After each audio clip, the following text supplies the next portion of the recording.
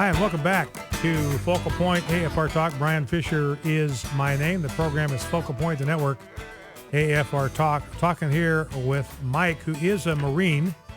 And Mike, I just want you to reiterate what the information that you got. This is breaking news, just came down. Reiterate for this listening audience what you have just been told by the superiors, by those in the chain of command with the Marines. Right. So, yes, today we were told that on January 1st, 2016, that all combat MOSs, including the infantry, which I am in within the Marine Corps, will be open to women. And the chilling part that they added on to that was regardless of whether or not the testing that they're currently conducting on females in the infantry goes well or not. So women are being forced into combat positions. And let me ask you this question, Mike. My understanding is, is infantry something that you volunteer for? Or when a Marine goes into the Marine Corps, does he go in there with the understanding that he is to serve wherever he is assigned? Well, there are two different types of contracts you can get when you join. You can get a contract specifying a job that you will do contingent on you passing all the required training. Or you can go in with what's generally called an open contract, and you can be assigned any type of job. The vast majority of men who end up in the infantry were men who volunteered to be there. I myself was a high school dropout and was told that I couldn't even join the Marine Corps until I had enough college credits. And once I had enough, they said, okay, do you want to go into this job or that job? I said, no, I want infantry, and we don't have any open. And I was willing to wait the several months that it took to get an infantry spot open. Now, I want to go back to what came out in January, and Mike will be familiar with this, but the Marines started doing this testing, and this is what's alarming about what we're hearing from this Marine who's calling this program right now. This is what is alarming. The Marines have a certain minimum standard for pull-ups. You got to do at least 3 pull-ups in order to pass the fitness exam. There are probably some stamina and strength standards that have to be met beyond that. But just picking pull-ups is the one thing. You got to do a minimum of 3 pull-ups. Now, most men are able to do 20. 20 is the maximum that you do and get credit for. The maximum for women is 8. So the highest standard for women is less than half of the highest standard for men, which is obviously a recognition of what is a biologically obvious. Women simply do not have the physical strength, the upper body strength that men do, and they can't develop it. I mean, structurally, the way God made them, they cannot possibly develop the same upper body strength that a male Marine can develop. So the male Marines come out there, they're doing 20 routinely with ease. The most a woman can manage is 8. The minimum is 3. And this is what stopped things.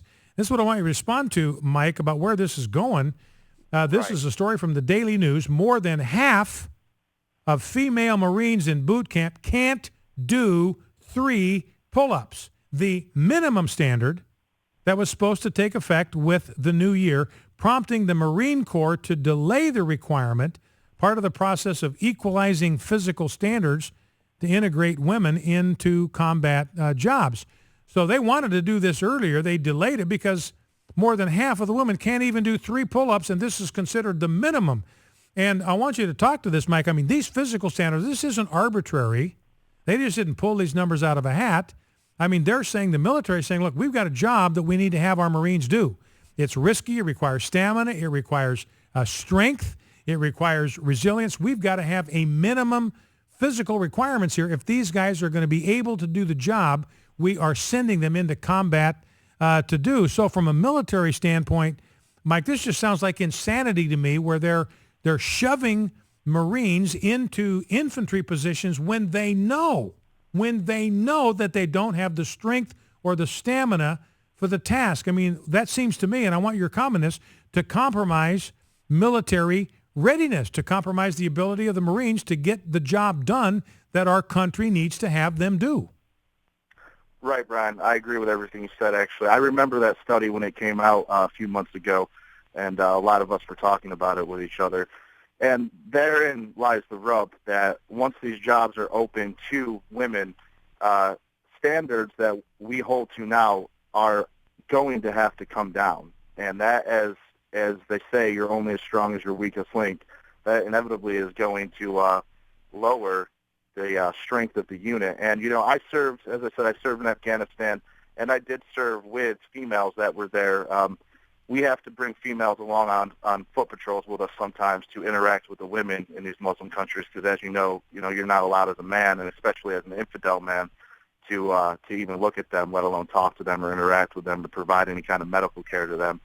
So occasionally we would have to bring a small contingent of female Marines with us, and I have nothing but respect for the women that I served with over there. But at the same time, it was obvious that they were not physically equipped for the rigors of the patrols that we did over there. For example, we would have to slow the pace at what we traveled on foot down in order for them to be able to keep up with us, which makes it easier for a Taliban ambush to target you if you're moving slower. Also, there's a lot of obstacles. The terrain in Afghanistan is very rough. There's a lot of wadis, we call them, very large ditches, small walls to jump over. Frequently, a Marine would need to stop and turn around and help a male Marine and help a female Marine over one of those obstacles, taking his eyes and his weapon out of the fight for that moment. And as you can see, these are the real concerns that I have, having been in combat numerous times with this type of policy that the Obama administration and the politicians in Washington are enacting, using the military, and especially the combat arms of the military, as a social experiment, is just reprehensible in my eyes. Well, we've been fighting this now for years, but this seems to me just particularly inexcusable, because you're talking about the way this compromises the ability of the Marines to do their job. This is not a knock on women. There's no disrespect for women here. This is just a matter of biology. If you want to blame somebody for this, don't blame us. Blame God. God is the one who made them what? Male and female. There are differences between males and females by God's creative design. This is the way he made us, because he has different purposes for us to serve, complementary purposes, equally valuable, equally important. We're not saying that men are better than women or that they're superior to women. We're saying that they are equally important. They have equally important jobs to do, but those jobs are different. They are complementary. We need males. We need females. We need them both doing what they were designed by God to do. So we're not attributing more wealth to males or worth to males than we are to females. This is just a matter of just biological, medical reality, and it's insane to me, ladies and gentlemen. And Mike, I just think about the Marines now. You got to slow down your pace in these mountainous countries. You've got cultural issues that are going to impede your ability to get the mission done. You've got guys who have to slow down and help female Marines, which puts them and their unit and the mission in jeopardy. All for this social experimentation. Is just completely, to me, unconscionable. And let me ask you this one last question, Mike, and then I will let you go, and I appreciate you extending the conversation here. We've made the point that all along that these trendy innovations in the military, whether it's gays in the military or now women in combat, it's going to affect military readiness, and that's what you and I have been talking about here, readiness, the ability to get the job done. It's going to affect morale, unit cohesion, and all that. And it's also going to have an effect on retention and recruitment. And I want you to share with me, from your vantage point as a Marine on active duty, talking to your fellow Marines, how is this going to affect recruitment? Once this policy goes into place, are there going to be fewer vigorous young males that are going to want to become a Marine? How is it going to affect retention? Are there going to be more and more Marines who are going to say, look, this is not the Marine Corps I signed up for? How is this going to affect recruitment and retention?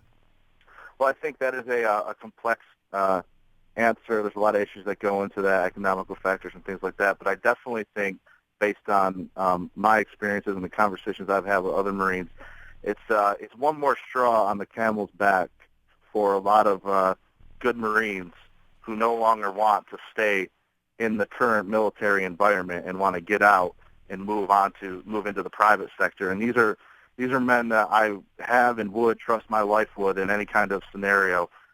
Great guys. And I do think this is one of the things that is adding to the most qualified of the young men in this country deciding to go into the private sector over the military. Wow, man, it just breaks my heart for this. It just breaks my heart for this country because, Mike, we need a strong military to protect our liberties, to protect our securities. We need the strongest, most capable, most resilient military that we can possibly have. We just simply cannot afford, and this is for the sake of our national security, we just cannot afford to lower the standards of what we need from members of the military, particularly the Marines. You guys are the point of the spear. We just can't afford to lower these standards because it compromises your safety. It endangers your life. It endangers the mission of the military, and it endangers our national security. I'm not exaggerating about any of that. And you've heard Mike talking about the impact this is going to have on recruitment and retention. Guys are going to say, maybe I'm going to go into the private sector because I'm not sure that's the kind of Marine Corps that I signed up to serve or want to serve in. So right. It's just horrible stuff. And when does this go into effect, Mike? And we were told January 1st, 2016. And real quick before you let me go, I just wanted to finish what I was saying earlier about the reason I'm kind of breaking the silence here semi-anonymously is because we in the military, we kind of give up the right to have a voice, especially on military policies, while we serve actively. So if there are any listeners out there that are listening today that agree with me or don't agree with what the government is doing, they need to be the ones that get out there at the grassroots and let their representatives know they don't like the way the military is going with this policy. All right, Mike, listen, we are flat out of time. Thank you so much for staying around. God bless you for your service. God protect you. God bless the United States of America. See you here tomorrow. Focal Point AFR Talk.